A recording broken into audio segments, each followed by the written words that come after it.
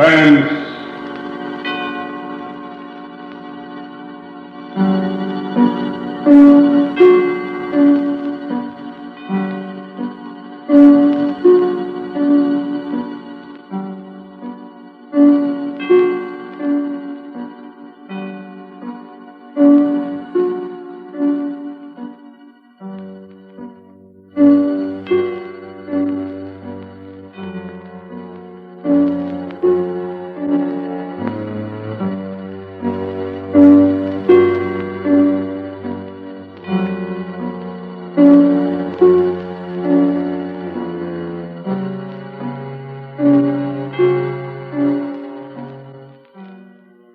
For you men and women in the armed forces of the United Nations, we present one of America's top spine tinglers, a radio rebroadcast of a program dedicated to the mysterious, the unusual, and sometimes the supernatural.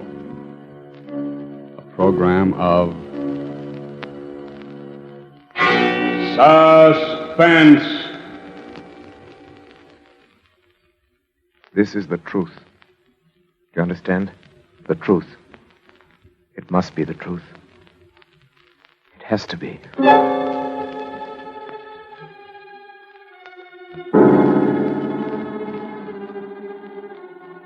I, Robert Wensley Graham, a doctor and psychiatrist by profession, do hereby of my own free will and volition, albeit with deepest regret, make the following full and complete statement relative to that all but unbelievable series of events which has brought such disaster and misfortune to my house, particularly to my poor wife, Isabel. It had its beginning, properly speaking, some 2 months ago, to be exact, on the evening of July 25th. We were in the drawing room, Isabel at the piano, practicing, as she said. Her Aunt Jane and I on the opposite sides of the room.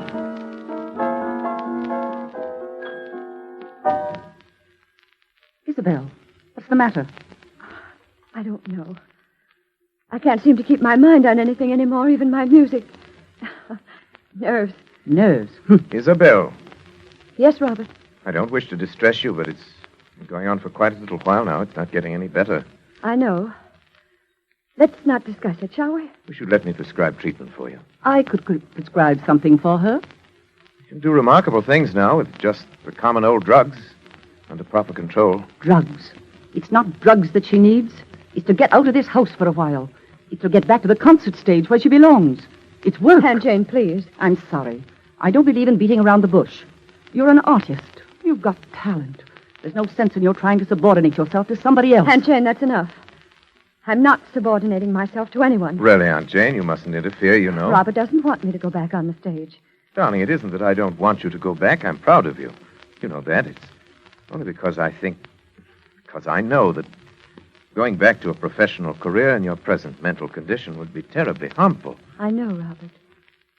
I know, you're right. Oh, after all, I'm a doctor. It's my business to know these things. I get it. Probably the hospital. Hello? Yes, it's Dr. Graham. Oh, yes. It's for... Who? Huh. Well, when would you like to see me? All right. Fine. No trouble at all. Very well, I'll be expecting you. Goodbye. Isabel, good heavens. What do you suppose that was? Who? Roger Holcomb. Do you remember the case? Roger Holcomb? I remember it. Of course you do. The fellow was brought back from the dead, as the newspapers put it, about a year ago. Oh, yes. Yeah, he really was dead for 4 full minutes, as far as medical science was concerned.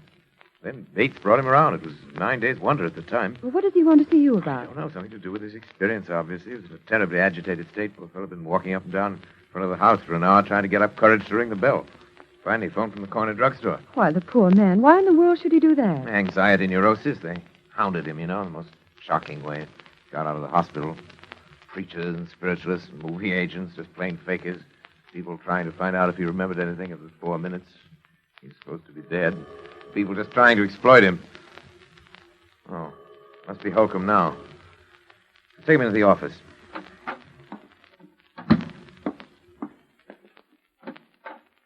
Dr. Graham?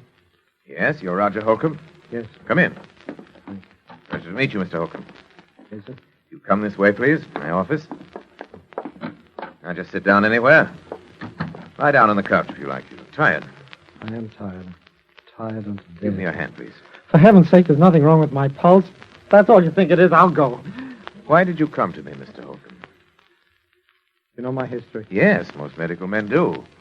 Up until your disappearance. Yeah, most medical men do, all right. Then they tell me I'm crazy. Do you think you are, Mr. Holcomb? Oh, I see. You're like all the rest. Let go of me, please. Just a minute, Mr. Holcomb. You came to me for advice. For treatment. I suggest you tell me your story. Well, I was told you specialize in strange cases. Things that other men can't explain. And that's true in a way. You know what happened when I got out of the hospital. How Yes. they followed me, questioned me, hounded me day and night, trying to find out if I remembered anything, if I'd experienced anything beyond the grave. Yes, I remember that. Well, then you remember that my answer was always the same. That I remembered nothing. That I knew nothing. Well, I was wrong. Oh? What did you experience during those 4 minutes? I don't know. But it must have been something. Something I don't even dare to think about. How do you know this? Well, it happened the first time on a boat trip, which I'd taken to recover my health. I found myself chatting with a woman who was seated at my table in the dining saloon. She found occasion, as such women often will, to mention her age. She said, after all, I'm not yet 40. And then it happened. What happened? Well, from somewhere came crashing into my mind the certain knowledge of the exact day and year of that woman's birth. And with it, a compulsion to speak out. A compulsion which I could no more have resisted than I could have resisted breathing. I said, Madam, you were born in May, weren't you? May 30th. And she looked at me in utter astonishment. We'd never even seen each other before in our lives. And said, yes. And then I added the date, the year 1900. See, she was well over 40. She'd lied to me. Innocent enough thing, but I had known the truth. And I'd been forced to speak. And I have been ever since. This phenomenon has occurred often? More times than I can remember. Every time a direct lie, no matter how trivial, is uttered in my presence, I suddenly know the answer to that lie. I know the truth. And I'm compelled to speak it. And this condition has existed only since your... Since my 4 minutes beyond the grave, yes. Quite. It's as though, in that brief time, I glimpsed eternity.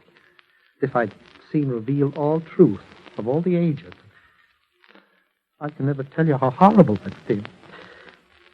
I found that men, even the most honest of men, live by lies. Tell me, you have a family, friends who are understanding? Oh, for heaven's sake, Doctor, don't you understand what this has done to me? Yes, I had a family and friends, a girl I was going to marry. Today I'm an outcast, pariah. I'm shunned, feared. I'm hated. Yes, hated. Mr. Holcomb. Mr. Holcomb, I believe that this condition is very real to you. It causes you very real anguish. I want to help you. Do you think you can? I'm confident that I can. Suppose you could arrange to stay with me here at my home for a matter of weeks or months, if necessary. Well, I'll do anything. Good. Anything in the world to be a normal man again, but... But what? Dr. Graham, I can see that you still don't believe me. Oh, no. I beg of you. You don't know the terrible responsibility I'd be to you. I'd be like a spy, like some inexorable prosecutor from another world. Mr. Holcomb, let me worry about that. All right. Is there anyone else in your household who might object? Oh, no, there's only my wife and her aunt. Have your own quarters. Be quite comfortable, I assure you. I'm sure I'd be. It's a lovely house, but I've seen of it. Yes, I'm rather lucky. I'm interested in research primarily. Not much money in that, you know, but a couple of years ago I came into quite a nice inheritance. House went with it. What is it? What's the matter? The inheritance was not yours. It was your wife's. The house is your wife's. You were penniless.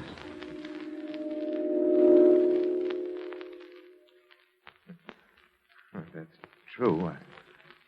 I don't know why I lied to you. Pride, I suppose. I'm sorry. I told you I couldn't help it. No. I'll go now. Please. Mr. Holcomb, my fault. It's a small matter. But you see now that I want to help you. Do you believe me now? I believe, Mr. Holcomb. Either that you are far more ill than I realized, or that in months to come, you and I must venture into a realm never before explored by mortal man.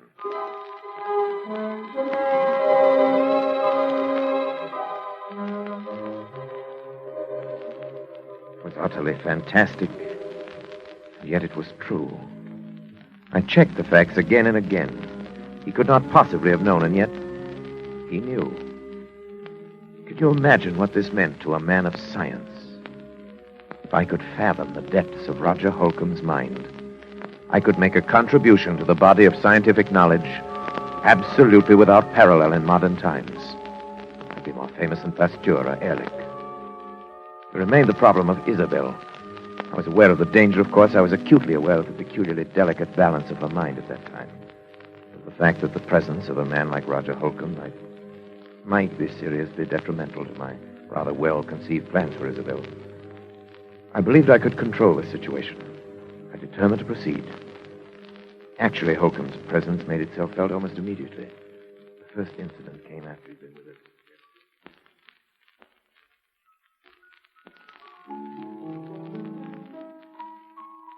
Isabel, please stop that playing and listen to me. Aunt Jane, you know Robert has said I mustn't talk about it, that it's bad for me. I don't care what Robert said. But he's my doctor and my husband. And I'm not sure that he should be either. Aunt Jane, I don't know much about psychiatry, but I do know that making trouble between a husband and a wife... I'm not making anything that isn't there already, and you know it. Good heavens, girl. Look at yourself. Look what's happened to you since your marriage. I've been sick. He's made you sick. That's ridiculous. Maybe it's just that he's afraid of losing you. Maybe he's even afraid of losing your money. But I'm absolutely convinced that whether he's meant to or not, he's made you believe there's something the matter with you that isn't. Aunt Jane, I simply forbid you to talk this way. And now he brings this psychopath into the house. And don't bring Roger into it. He's Robert's patient. It's Robert's work and it's none of our business. What about your own work? It doesn't matter. Doesn't matter? Aunt Jane, you simply don't understand. Robert is my husband. I trust him and I love him. Nothing can ever come between us. I'd destroy anything.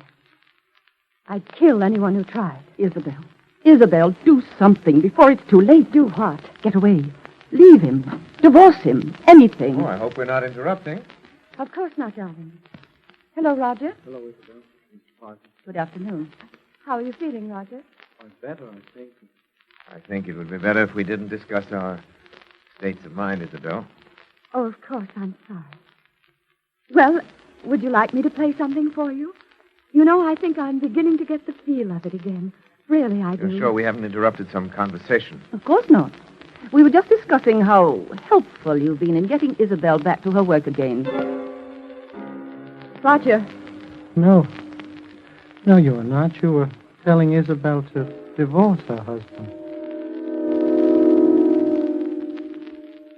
Isabel. I'm sorry. I'm sorry. Roger, come back. Isabel, is that true? You brought him in here deliberately. Is that true? It doesn't matter, I suppose. You've known how I felt for a long time. Yes, I'm afraid I have. Robert, it was all so silly. She didn't mean it. It was just I that did she... mean it. But I did mean it. I'm sorry, Isabel. But I've been under this roof too long as it is. Oh, Jane, you're not leaving us. It's best, Isabel. Yes? Yes, I think it's unquestionably best. Best that you go at once.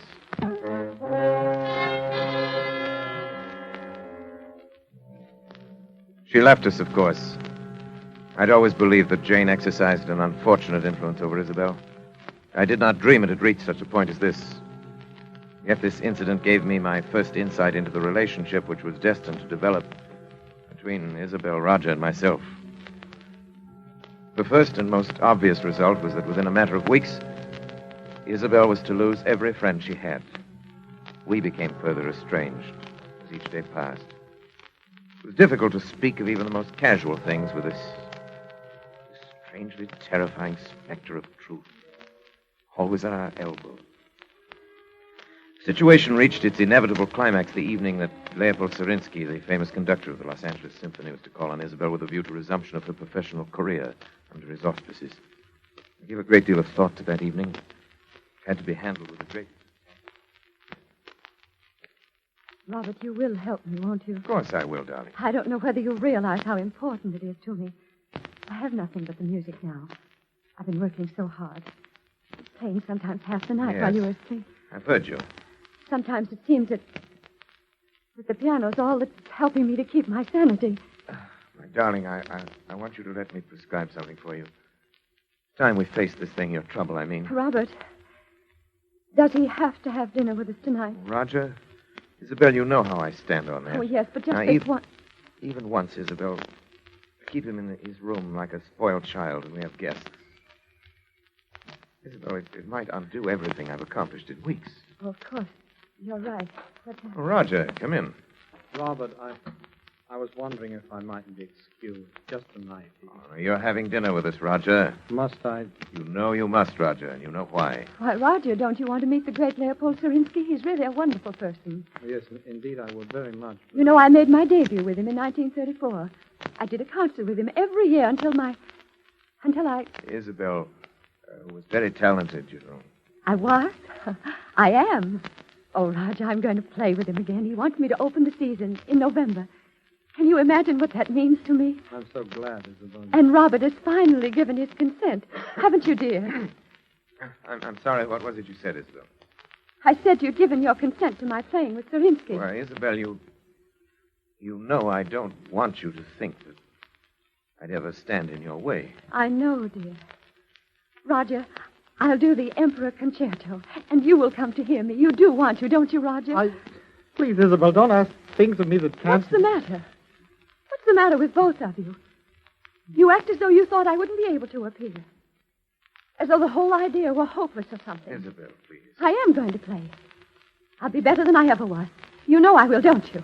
Don't you? Of course, Isabel. You play wonderfully. Roger. No, Robert, you're very certain that Isabel will be prevented from ever playing again by death. Death? Oh, Isabel, forgive me, please. By death? No. Oh, no. Please, Roger, it's not true. Tell me it isn't. Roger, answer me. Answer me. Roger, do you hear me? Answer me. Answer me!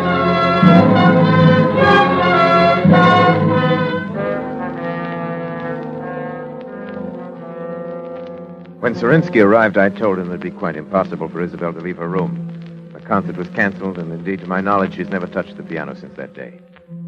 By now, to even the most casual observer, it must appear only natural that Isabel had every motive for a desperate, almost paranoid hatred of Roger Holcomb. This much was clear to me. The rest, not yet. But one thing, from any point of view, was certain. I had to keep Roger and Isabel apart. Perhaps what I feared was indeed inevitable. I honestly did not think it so at the time. As a precautionary measure, however, I prescribed a drug for Isabel, which she at last consented to take. I gave her her own supply. She administered it to herself, as I had directed.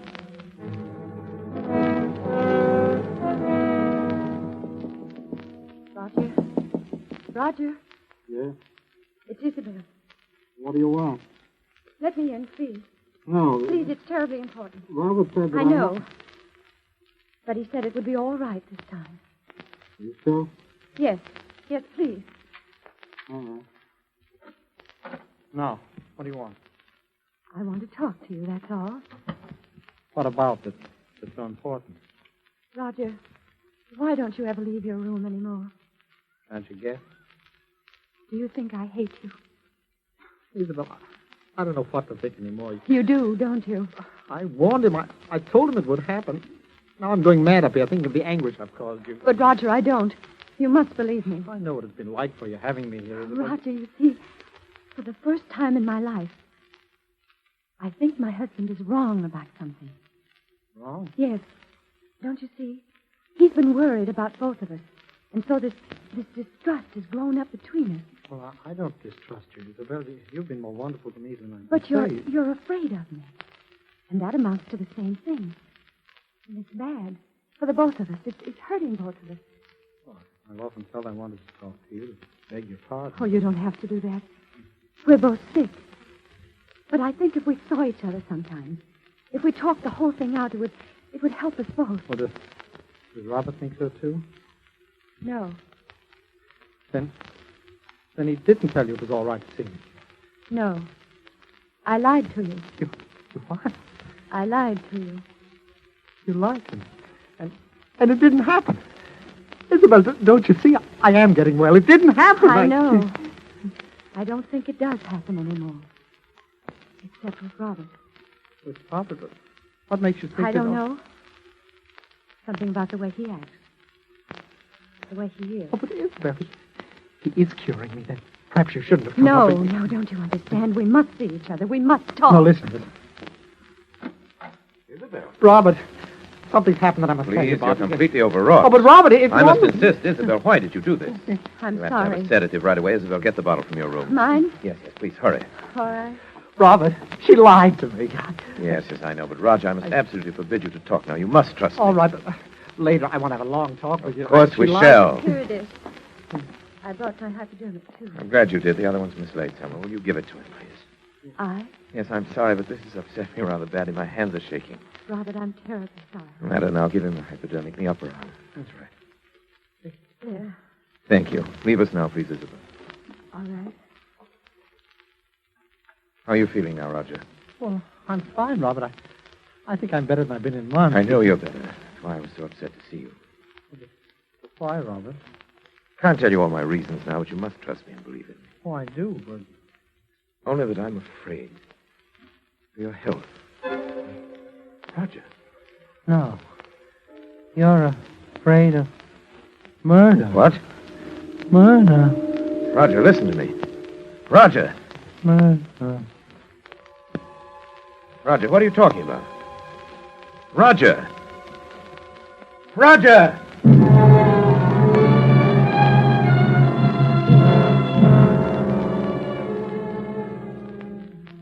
It was clear to me now.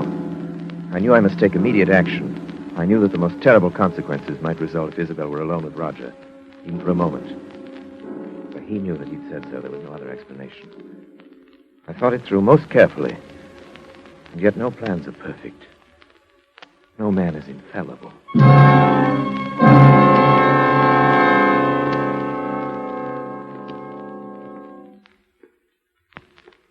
Isabel! Robert, frightened. What are you doing? Nothing. Don't lie to me, Isabel. I'm not. You were coming from Roger's room. No. No, I swear I won't. Isabel, don't you understand that you're sick?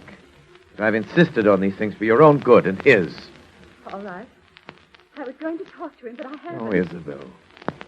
Why do you try to tell me that? But it's true, Robert. Really true. Is it? Roger? Roger? What's the matter? Look, Robert. No, it couldn't be. it is. He's dead. Dead. Hypodermic by his side, the drug, your hypodermic. But it's only a Except that sedative. in large enough quantity, it's fatal. You knew that. Oh, Robert, don't listen to me. Isabel, why? Why, I warned you. Robert, look at me. It's Isabel. It's your wife. You can't... Oh, no. Where are you going? Come back. I'm going to call the police.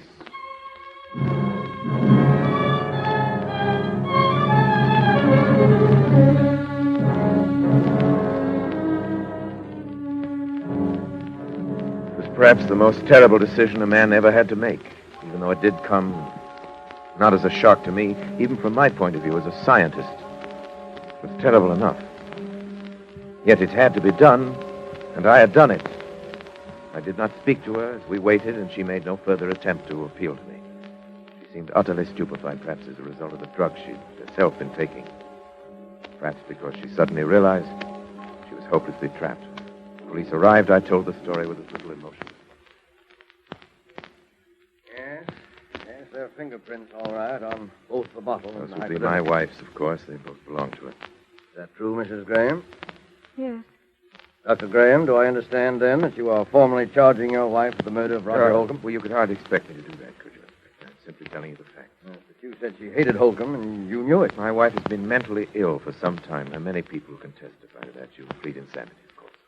Dr. Graham, I can't tell you how sorry I am, but the things you have told me add up to only one thing, as you yourself obviously recognize. Yes. Your wife, Isabel Graham, murdered Roger Holcomb. What did you say? I said your wife, Isabel Graham, murdered Roger Holcomb. No. I murdered him.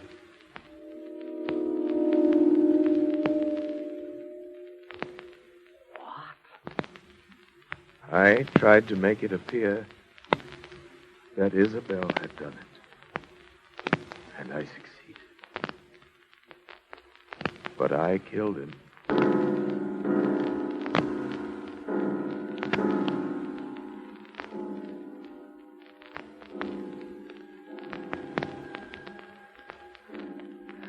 No plans are perfect.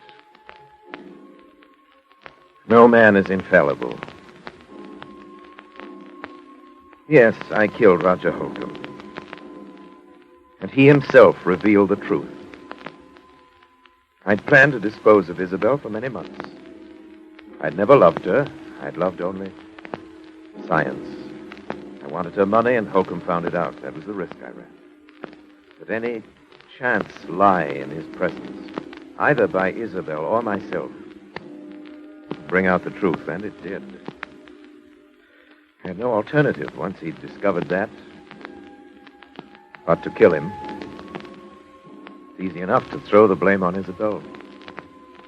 I had not counted on that terrible compulsion for the truth. That strange affliction of Roger Holcomb's. Its power over me. Did it transfer itself at his death to me? Or was it conscience? Pity that it had to end this way. It was a fascinating case.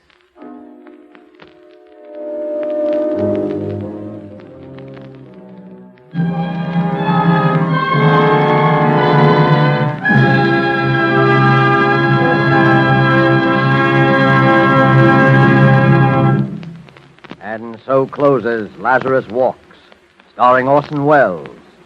Tonight's tale of suspense.